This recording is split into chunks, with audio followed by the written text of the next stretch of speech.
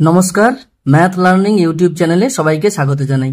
আজকে আমরা সপ্তম শ্রেণীর ভগ্নাংশের বর্গমূল অধ্যায়ের নিজে করি 11.1 এবং নিজে করি 11.2 এর অঙ্কগুলো নিয়ে আলোচনা করব। পৃষ্ঠা নম্বর 136 এবং 137।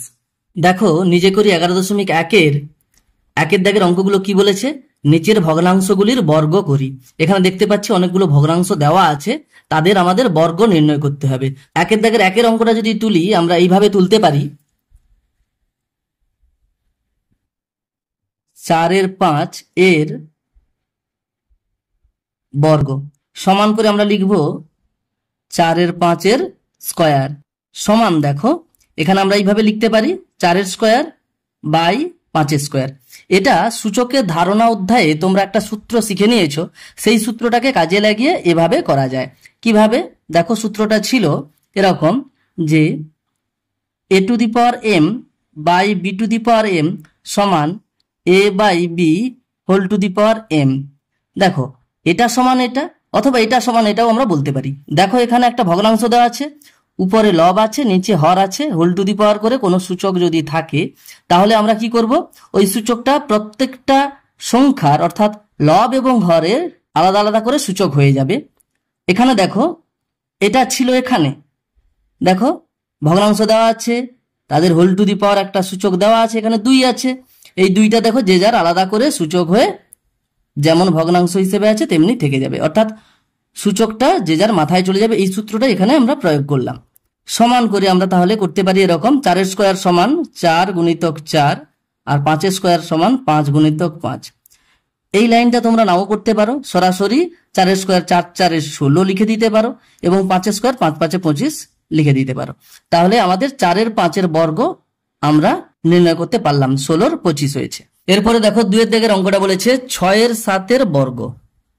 6/7 বর্গ আমরা এই অঙ্কগুলো একই রকম ভাবে করে নিতে পারি।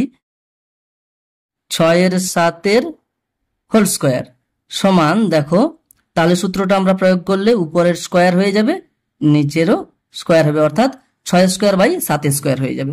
আমরা এখানে লিখে নিতে পারি কোন সূত্রটা প্রয়োগ করে আমরা পেলাম, সেটাও লিখে নিতে পারি যে a⁴m বাই b⁴m সমান a/b whole to the power m সমান, দেখো 6 স্কয়ার 6 গুণিতক 6 6 6 36 উপরে বসবে, নিচে 7 স্কয়ার 7 গুণিতক 7 7 7 49 আমরা বসিয়ে নিতে পারি। এরপরে আমি এখানে 3 দাগের অঙ্কটা করিয়ে নিচ্ছি। 3 দাগের বলেছে 8/10 বর্গ।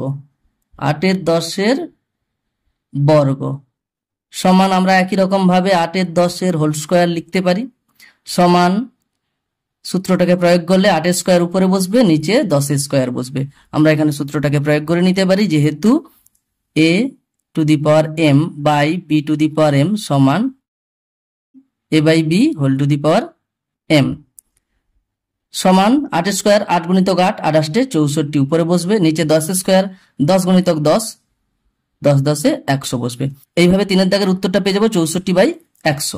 এরপরে 4 দাগের অঙ্কটা বলেছে 11/12 এর বর্গ। আমরা একই রকম ভাবে অঙ্কগুলো করতে থাকবো। 11/12 এর হোল স্কয়ার। দেখো, অনেক ছাত্র এভাবে করে যে 11/12 সমান 11/12 হোল স্কয়ার, অর্থাৎ এই যে এর বর্গ কথাটা লেখে না, কিন্তু 11/12 সমান 11/12 হোল স্কয়ার এটা হবে না। 11/12 এর বর্গ লিখে তবে গিয়ে 11/12 হোল স্কয়ার কথাটা লিখতে হবে।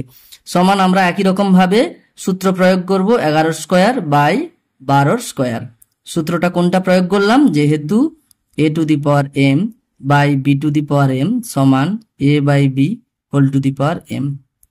তোমরা উল্টো করেও লিখতে পারো, কোনো অসুবিধা নেই। সমান, এবারে দেখো 11 স্কয়ার 11 গুণিতক 11 11 11 গুণ করলে 121 হয়, আর 12 স্কয়ার 12 গুণিতক 12 গুণ করলে 12 12 144 হয়। এভাবে আমরা 11/12 বর্গের উত্তরটা পেয়ে যেতে পারি 121/144। এরপরে দেখো, 2 দাগের অঙ্কগুলো কি বলেছে? নিচের ভগ্নাংশগুলির বর্গমূল করি। এখানে দেখো অনেকগুলো ভগ্নাংশ দেওয়া আছে, তাদের আমাদের বর্গমূল নির্ণয় করতে হবে। 2 দাগের 1 বলেছে 16 25 এর বর্গমূল আমরা নির্ণয় করব। 16 25 এর বর্গমূল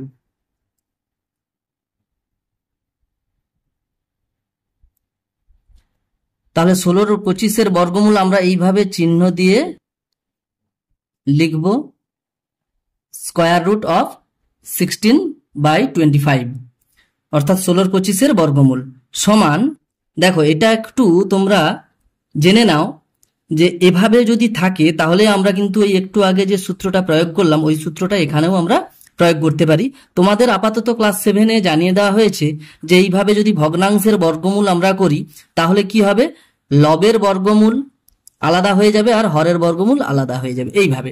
তাহলে 16/25 এর বর্গমূল সমান কি হবে, 16 বর্গমূল লবে চলে যাবে আর 25 বর্গমূলটা হরে চলে আসবে। এইভাবে যে যার আলাদা আলাদা করে বর্গমূল হয়ে যাচ্ছে। এটাও কিন্তু অ্যাকচুয়াল ওই আগের সূত্রটাই প্রয়োগ হয়েছে। আমি তোমাদের এখানে একটু জানিয়ে রাখি, আসলে আমি অঙ্কটা এখানে একটু রাফলি দেখাচ্ছি, তোমরা এটা লিখবে না, এখানে একটু জেনে রাখো। যদি এরকম থাকে যে ধরো 16 বর্গমূল আছে, 16 বর্গমূল সমান কত হবে, 16^1/2।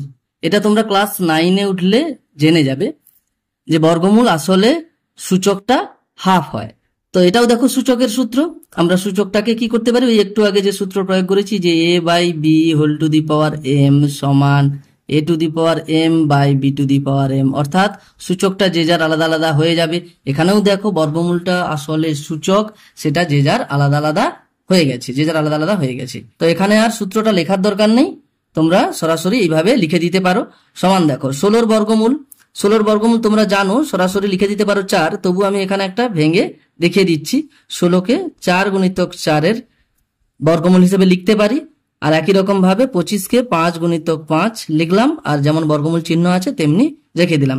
সমান দেখো সমান 4×4 বর্গমূল একটা 4 হবে, এগুলো তোমরা ক্লাস 6-এ জেনে নিয়েছো।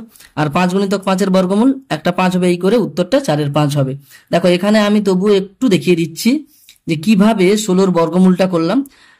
আমরা বর্গমূল নির্ণয়ের দুটো পদ্ধতি জানি, একটা হচ্ছে উৎপাদকে বিশ্লেষণের মাধ্যমে বর্গমূল, আর একটা ভাগ পদ্ধতিতে বর্গমূল। উৎপাদকে বিশ্লেষণের মাধ্যমে বর্গমূল আমরা সাধারণত ছোট ছোট সংখ্যার বর্গমূল যখন নির্ণয় করি তখন আমরা প্রয়োগ করি, আর যখন বড় সংখ্যা দেখি তখন তার বর্গমূল নির্ণয় করতে গেলে আমরা ভাগ পদ্ধতিতে বর্গমূলটা করি।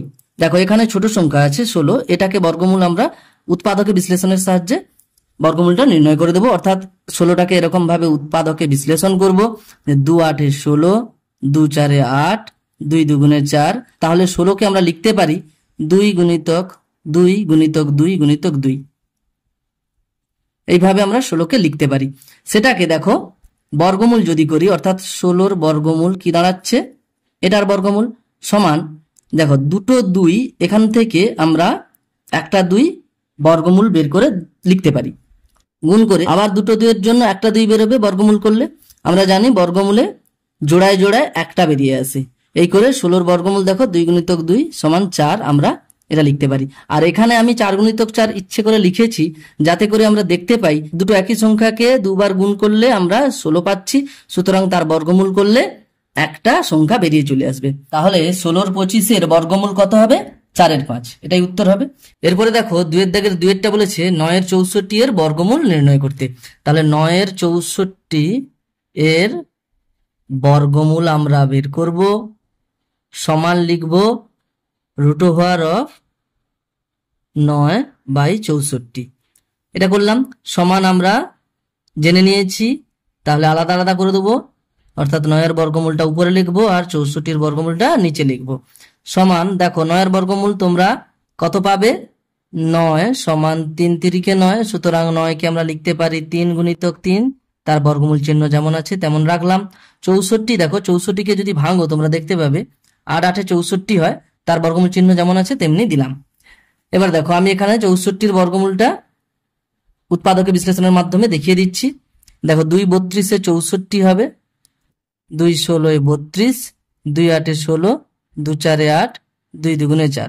সুতরাং 64-এর বর্গমূল আমরা এইভাবেও করতে পারতাম, সমান করে √2×2×2×2×2×2 অর্থাৎ 6টা 2 আমরা গুণ করে লিখব। এখান থেকে দেখো জোড়ায় জোড়ায় একটা বেরিয়ে আসবে, অর্থাৎ 2×2 = 4, 2×2 = 8 হবে। এভাবেও তোমরা এখানে করতে পারো, আমি এখানে সরাসরি এইভাবে করে দিয়েছি। সুতরাং 3×3 বর্গমূল 3 বেরোবে, 8×8 বর্গমূল 8 বেরোবে, অর্থাৎ উত্তর হবে 3/8। এরপর দেখো 2 এর দাগে 3-এরটা বলেছে 36-এর 121, 36-এর 121 এর বর্গমূল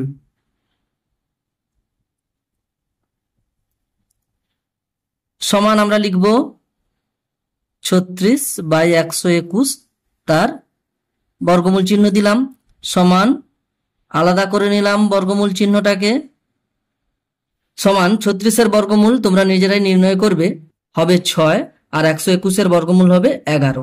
দেখো এইভাবে আমরা করতে পারি। 36-কে আমরা ভাঙবো, 2 18 36, 2 9 18, 3 3 9, অর্থাৎ এখানে 36-এ আছে 2 গুণিতক 2 গুণিতক 3 গুণিতক 3, অর্থাৎ এর বর্গমূল নির্ণয় করলে দুটো 2 থেকে একটা 2 বেরিয়ে আসবে, আর দুটো 3 থেকে একটা 3 বেরিয়ে আসবে, গুণ চিহ্ন দেবো আমরা, তাহলে 2 গুণিতক 3 কত হবে? 6 হবে। এই করে দেখো 36-এর বর্গমূল 6 লিখেছি।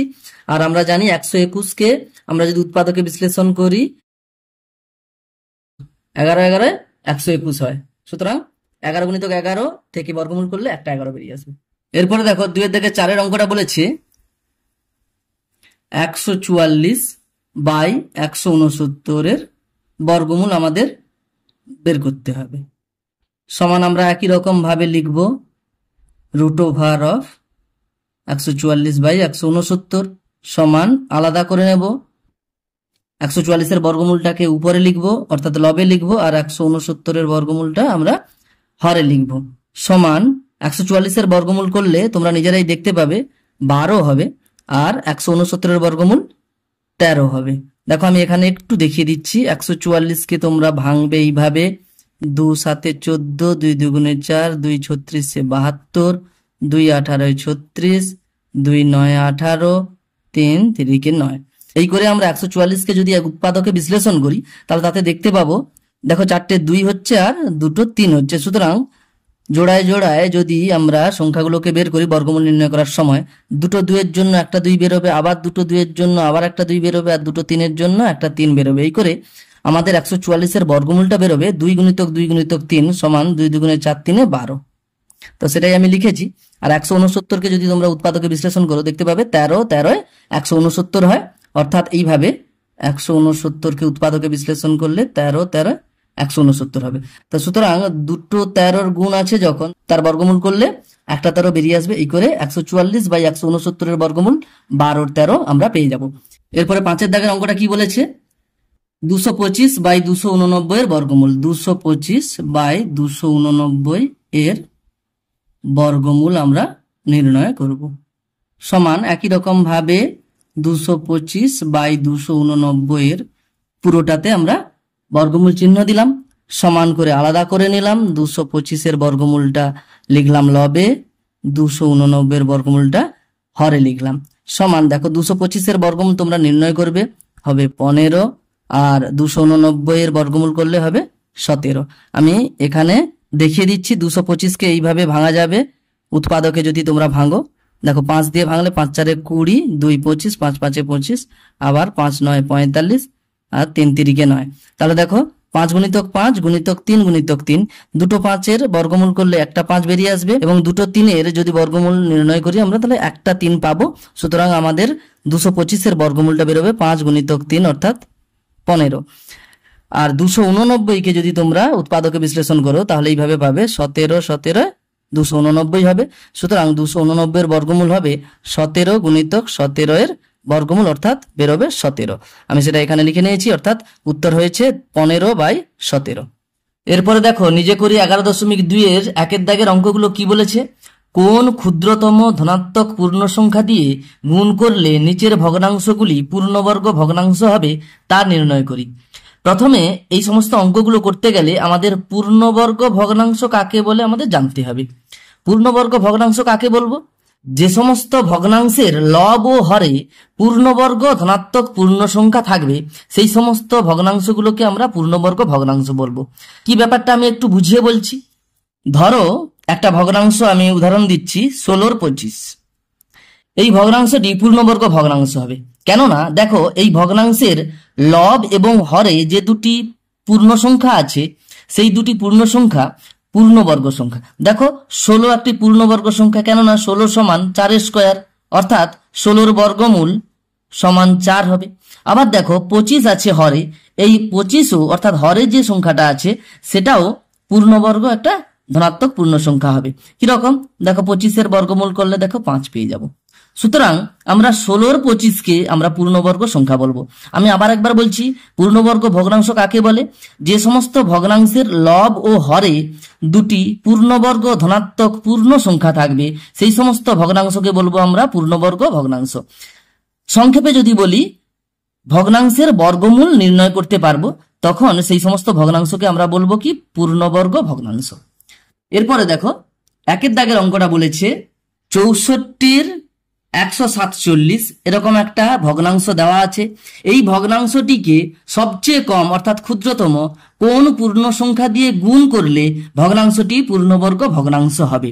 এই ধরনের অঙ্কগুলো আমরা যখন করতে যাব প্রথমে আমাদের খেয়াল রাখতে হবে এই ভগ্নাংশটিকে পূর্ণবর্গাকারে প্রকাশ করা যাচ্ছে কিনা। দেখো 64/147-কে আমরা যদি পূর্ণবর্গাকারে প্রকাশ করতে যাই তাহলে লবে যেটা আছে সেটাকেও পূর্ণবর্গাকারে প্রকাশ করতে হবে এবং হরে যে সংখ্যাটা আছে সেটাকেও আমাদের পূর্ণবর্গাকারে প্রকাশ করতে হবে। তাহলে আমরা কি করব?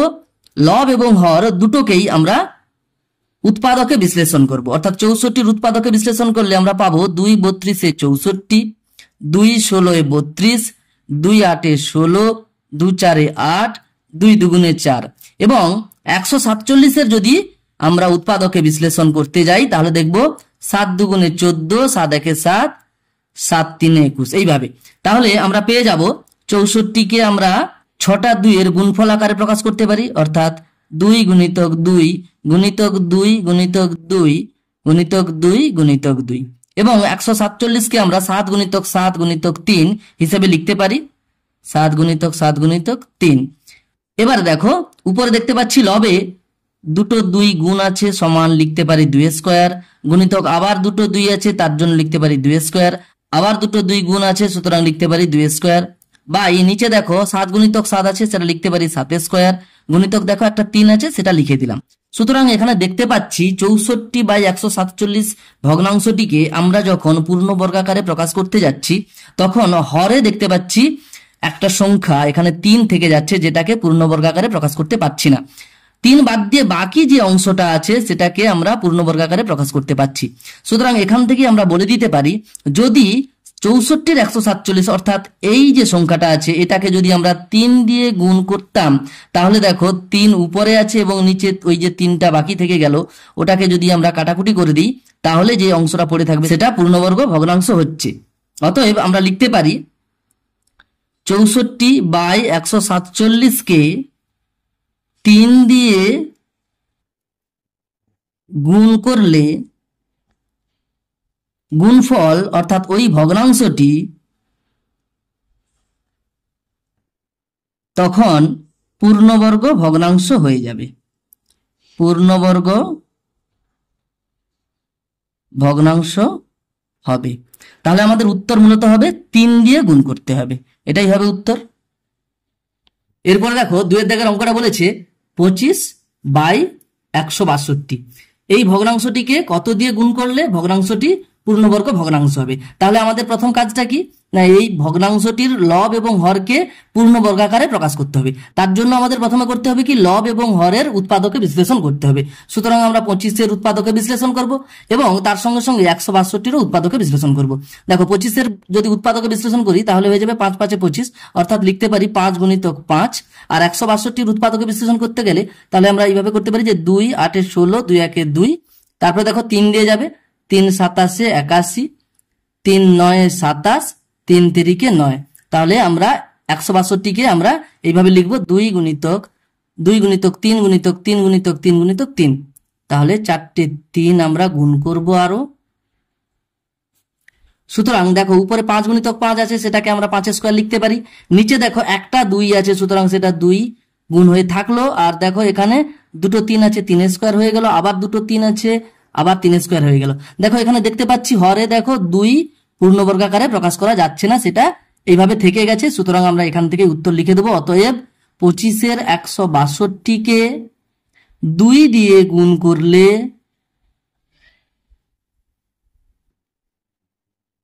ভগ্নাংশটি পূর্ণবর্গ ভগ্নাংশ হবে।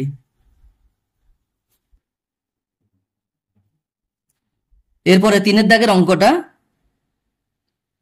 দেওয়া আছে 100/128। দেখো এটাকে কত দিয়ে গুণ করলে গুণফল অর্থাৎ ভগ্নাংশটি পূর্ণবর্গ ভগ্নাংশ হবে। একই রকম ভাবে আমরা এই ভগ্নাংশটার লব এবং হরকে পূর্ণবর্গাকারে প্রকাশ করার চেষ্টা করব। তার জন্য আমাদের লব এবং হরকে উৎপাদকে বিশ্লেষণ করতে হবে। তাহলে 100-র উৎপাদকে বিশ্লেষণ করব, একই রকম ভাবে 128-এরও উৎপাদকে বিশ্লেষণ করব। দেখো 2 50-এ 100 হবে, 2 25-এ 50 হবে, 5 5-এ 25 হবে। সুতরাং 100-কে আমরা এইভাবে লিখতে পারি 2 গুণিতক 2 গুণিতক 5 গুণিতক 5। এই যে এইগুলো আছে লিখলাম। এবার 128-এর উৎপাদকে বিশ্লেষণ যদি করি, 2 6-এ 12, 2 4-এ 8, 2 3-এ 6, 2 2-গুণে 4, 2 16-এ 32, 2 8-এ 16, 2 4-এ 8, 2 2-গুণে 4। সুতরাং এই এতগুলো 2কে আমরা গুণফল আকারে এখানে লিখব। এখানে দেখতে পাচ্ছি 1 2 3 4 5 6 7, 7টা 2কে আমরা গুণফল আকারে এখানে হরে লিখব। 1 2 3 4 5 6 7 সমান। দেখো উপরে দেখতে পাচ্ছি আমরা দুটো 2 আছে, সুতরাং 2 স্কোয়ার লিখবো, গুণিতক দুটো 5 আছে, সুতরাং 5 স্কোয়ার লিখবো, বাই করে এখানে দেখতে পাচ্ছি দেখো দুটো 2 থেকে 2 স্কোয়ার, গুণিতক আবার দুটো 2 থেকে আবার 2 স্কোয়ার, আবার দুটো 2 থেকে 2 স্কোয়ার, গুণিতক দেখো একটা 2 এক্সট্রা থেকে যাচ্ছে। তাহলে দেখতে পাচ্ছি আমরা লবের সমস্ত সংখ্যাগুলোকে দেখো পূর্ণবর্গাকারে প্রকাশ করতে পারছি, কিন্তু হরের ক্ষেত্রে একটা 2 বাকি থেকে যাচ্ছে, যেটাকে পূর্ণবর্গাকারে প্রকাশ করতে পারছি না। সুতরাং উত্তরটা এইভাবে লিখতে পারি আমরা যে 100/128-কে 2 দিয়ে গুণ করলে ভগ্নাংশটি পূর্ণবর্গ ভগ্নাংশ হবে। পূর্ণবর্গ ভগ্নাংশ হবে। এরপরে 4 দাগের অঙ্কটা বলেছে 81/288। তো এটাকে আমরা কত দিয়ে গুণ করলে গুণফল অর্থাৎ ভগ্নাংশটা পূর্ণবর্গ ভগ্নাংশ হবে আমাদের বের করতে হবে। একই রকম ভাবে আমরা এটাকে কি করব, লব এবং হরকে পূর্ণবর্গাকারে প্রকাশ করার চেষ্টা করব। তার জন্য আমাদের লব এবং হরের উৎপাদকে বিশ্লেষণ করতে হবে। তাহলে 81-র উৎপাদকে বিশ্লেষণ করতে হবে এবং তার সঙ্গে সঙ্গে 288-রও উৎপাদকে বিশ্লেষণ করতে হবে। 81-র যদি উৎপাদকে বিশ্লেষণ করতে যাই তাহলে আমাদের সরাসরি এরকম ভাবে লিখে দিতে পারি 9 9 81। না হলে আমরা উৎপাদকে বিশ্লেষণ করতে থাকবো, অর্থাৎ 3 27-এ 81, 3 9-এ 27, 3 3-কে 9। তাহলে হয়ে যাবে 81-কে আমরা এইভাবে লিখতে পারি 4টে 3-এর গুণফল। এইভাবে লিখলাম। 288-র উৎপাদকে বিশ্লেষণ যদি করি আমরা 2 1-এ 2, 2 4-এ 8, 2 4-এ 8, 2 7-এ 14, 2 2-গুণে 4, 2 36-এ 72, 2 18-এ 36, 2 9-এ 18, 3 3-কে 9। তাহলে এখানে দেখতে পাচ্ছি 2 4টে 5টা 2, 5টা 2-এর গুণফল আকারে লিখব এবং তার সঙ্গে সঙ্গে দুটো 3-এরও গুণফল আকারে লিখতে হবে। সমান দেখো লবে যে সংখ্যাগুলো দেখতে পাচ্ছি তাদেরকে আমরা পূর্ণবর্গাকারে প্রকাশ করতে পারি। দেখো দুটো 3 থেকে 3 স্কোয়ার, গুণিতক দুটো 3 থেকে আবার 3 স্কোয়ার লিখলাম। এখানে দেখো দুটো 2 থেকে 2 স্কোয়ার, আবার দুটো 2 থেকে 2 স্কোয়ার, একটা 2 থাকলো, দুটো 3 থেকে 3 স্কোয়ার লিখছি। দেখতে পাচ্ছি এখানে লবে যে সংখ্যাগুলো আছে পূর্ণবর্গাকারে প্রকাশ করা যাচ্ছে, কিন্তু হরে দেখো এখানে একটা 2 আলাদা থেকে গেছে, যেটাকে পূর্ণবর্গাকারে প্রকাশ করতে পারছি না। সুতরাং আমরা উত্তর লিখে দিতে পারি, অতএব 81/288-কে 2 দিয়ে গুণ করলে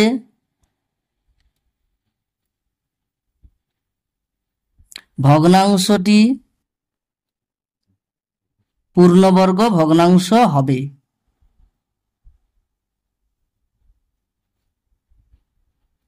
এই হয়ে যাবে আমাদের উত্তর। এরপরে দেখো 2 দাগের অঙ্কগুলো বলেছে কোন ক্ষুদ্রতম ধনাত্মক পূর্ণ সংখ্যা দিয়ে ভাগ করলে নিচের ভগ্নাংশগুলি পূর্ণবর্গ ভগ্নাংশ হবে তা নির্ণয় করি। দেখো 1 দাগ এবং 2 দাগের অঙ্কগুলো একই রকম। এখানে বলেছে এই ভগ্নাংশগুলোকে কত দিয়ে গুণ করলে পূর্ণবর্গ ভগ্নাংশ হবে, আর 2 দাগে বলেছে এই ভগ্নাংশগুলোকে কত দিয়ে ভাগ করলে পূর্ণবর্গ ভগ্নাংশ হবে। 1 দাগ এবং 2 দাগ দু ধরনের অঙ্কেই কিন্তু একই রকম ভাবে এগোতে হবে। একদম শেষে উত্তর লিখতে গিয়ে আমরা শুধুমাত্র ফারাকটা দেখতে পাবো। দেখো 2 দাগের 1-এর অঙ্কটা করাচ্ছি। 2 দাগের 1-এর অঙ্কটাতে দেওয়া আছে 450/625। এটাকে কত দিয়ে ভাগ করলে ভগ্নাংশটি পূর্ণবর্গ ভগ্নাংশ হবে আমাদের বের করতে হবে। তার জন্য একই রকম ভাবে একের দাগের অঙ্কগুলোর মতো একই রকম আমরা কি করব, এই ভগ্নাংশটির লব এবং হরকে পূর্ণবর্গ আকারে প্রকাশ করার চেষ্টা করব। তার জন্য লব এবং হরকে উৎপাদকে বিশ্লেষণ করতে হবে, অর্থাৎ 450-এর উৎপাদকে বিশ্লেষণ করতে হবে আর 625-এরও উৎপাদকে বিশ্লেষণ করতে হবে। আমরা 450-এর উৎপাদকে বিশ্লেষণ যদি করি দেখতে পাবো 2 দুগুণে 4, তারপরে 25 দিলে 50 হয়ে যাবে। তারপরে দেখো 3 দিয়ে যদি দিই তাহলে 3 7 21, 1 15, 3 5 15 আমরা লিখে দিতে পারি। আবার 3 দিয়ে চলে যাবে, 3 25 75, তারপরে 5 দিয়ে দিলে 5 5 25। তো এখানে দেখতে পাচ্ছি আমরা লবে 450 আছে, সেটাকে উৎপাদকে বিশ্লেষণ করলে এগুলো হয়। আমরা 450-কে 2 গুণিতক 3 গুণিতক 3 গুণিতক 5 গুণিতক 5 হিসেবে লিখতে পারি। 2 গুণিতক 3 গুণিতক 3 গুণিতক 5 গুণিতক 5 লিখলাম। এবার 625-এর আমরা যদি উৎপাদকে বিশ্লেষণ করি দেখতে পাবো 25 গুণিতক 25 625 হবে। তোমরা সরাসরি ওটা লিখে দিতে পারো, না হলে উৎপাদকে বিশ্লেষণ আবার ভাঙতে পারো। এইভাবে 5 125-এ 625, 5 25-এ 125, 5 5-এ 25। তাহলে লিখবো আমরা 5 গুণিতক 5 গুণিতক 5 গুণিতক 5। 625-কে আমরা এইভাবে লিখতে পারি। এরপরে দেখো উপরের যে সংখ্যাগুলো আছে সেটাকে যদি আমরা পূর্ণবর্গ আকারে প্রকাশ করার চেষ্টা করি তাহলে দেখতে পাবো 2 একা আছে, সুতরাং 2 থাকলো, গুণ করে দেখো 3-এর স্কয়ার লিখতে পারি আমরা। দুটো 3-এর গুণফল আছে, সুতরাং 3-এর স্কয়ার লিখলাম। একই রকম ভাবে গুণ চিহ্ন দিয়ে 5-এর স্কয়ার লিখতে পারি আমরা। দেখো হরটাকে আমরা 5 গুণিতক 5, সুতরাং 5-এর স্কয়ার গুণিতক আবার 5 গুণিতক 5 আছে, 5-এর স্কয়ার লিখতে পারি। দেখো এখানে দেখতে পাচ্ছি 450/625-কে আমরা পূর্ণবর্গ আকারে প্রকাশ করতে গিয়ে দেখলাম লবে 2 একটা এক্সট্রা থেকে যাচ্ছে, না হলে বাকি সংখ্যাগুলোকে কিন্তু আমরা পূর্ণবর্গ আকারে প্রকাশ করতে পারছি। এখান থেকে আমরা বলতে পারি যে 450/625-কে যদি 2 দিয়ে ভাগ করতাম, অর্থাৎ এইটাকে যদি আমরা 2 দিয়ে ভাগ করতাম তাহলে কি হতো, নিচে 2 দিয়ে গুণ করতাম। এই সংখ্যাটাকে 2 দিয়ে ভাগ অর্থাৎ নিচে 2 দিয়ে যদি গুণ করতাম তাহলে দেখো এই নিচে 2 আর উপরে 2 কাটাকুটি হয়ে যেত। তখন কিন্তু শুধুমাত্র এই পূর্ণবর্গ আকারে প্রকাশ করা অংশটাই আমাদের থাকতো, অর্থাৎ ভগ্নাংশটা তখন পূর্ণবর্গ ভগ্নাংশ হয়ে যেত। তাহলে আমরা উত্তর লিখতে পারি অতএব 450/625-কে 2 দিয়ে ভাগ করলে ভগ্নাংশটি পূর্ণবর্গ ভগ্নাংশ হবে।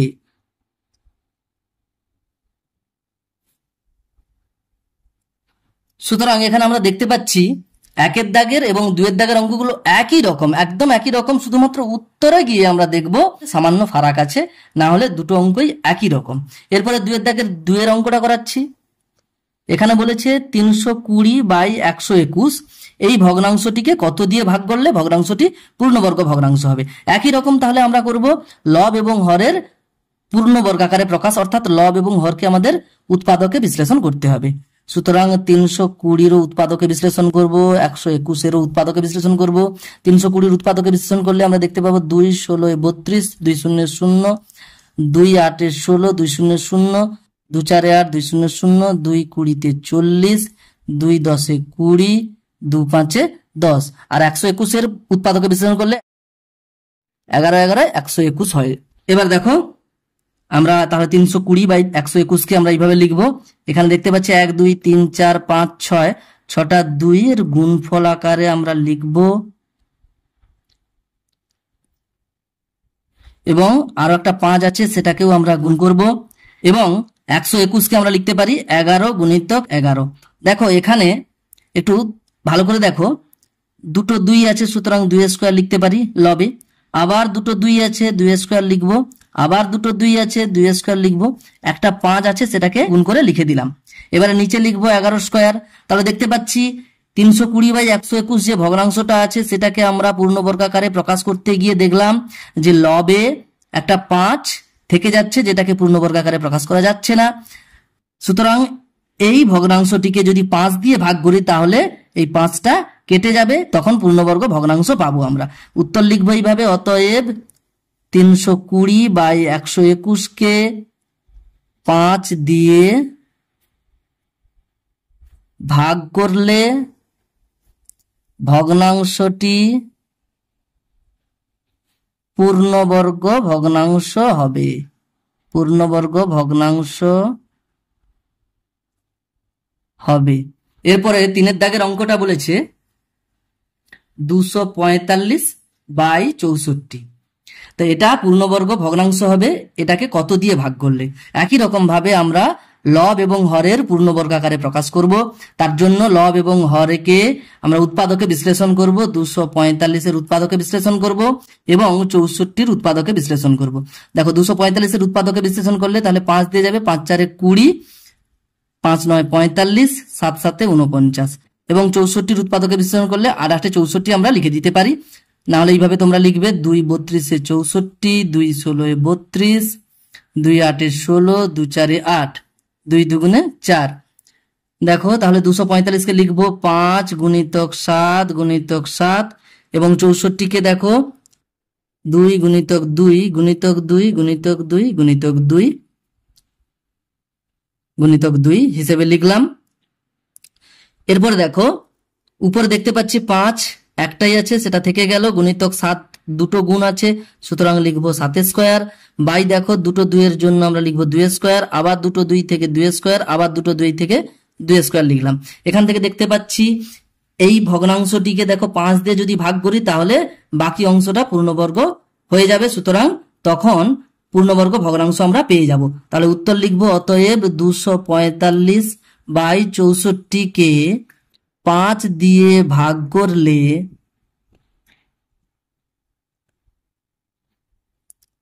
ভগ্নাংশটি পূর্ণবর্গ ভগ্নাংশ হবে।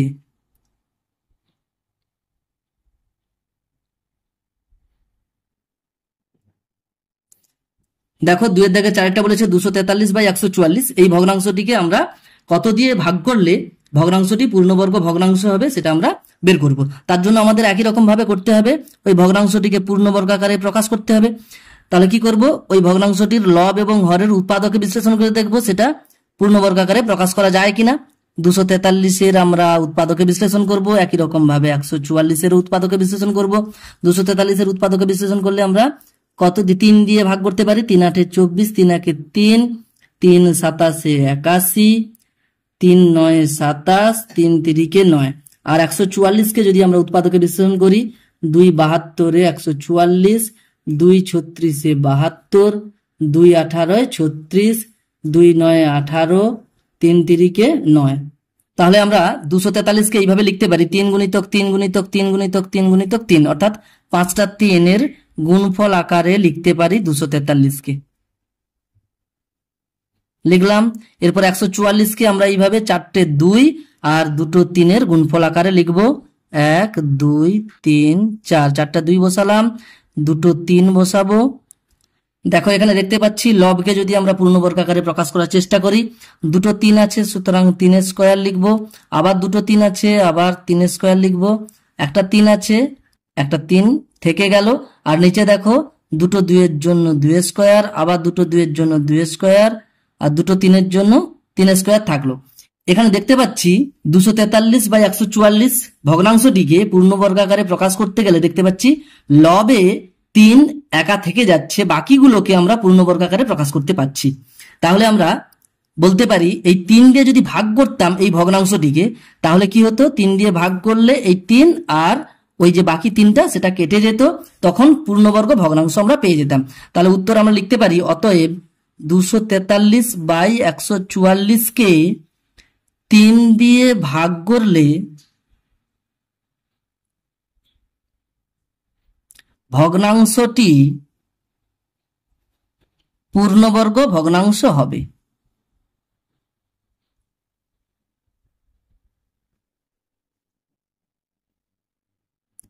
তো এটাই উত্তর হয়ে যাবে আমাদের। আজ আপাতত এই পর্যন্ত, পরের ভিডিওতে পরের অঙ্কগুলো নিয়ে আলোচনা করা হবে। ধন্যবাদ।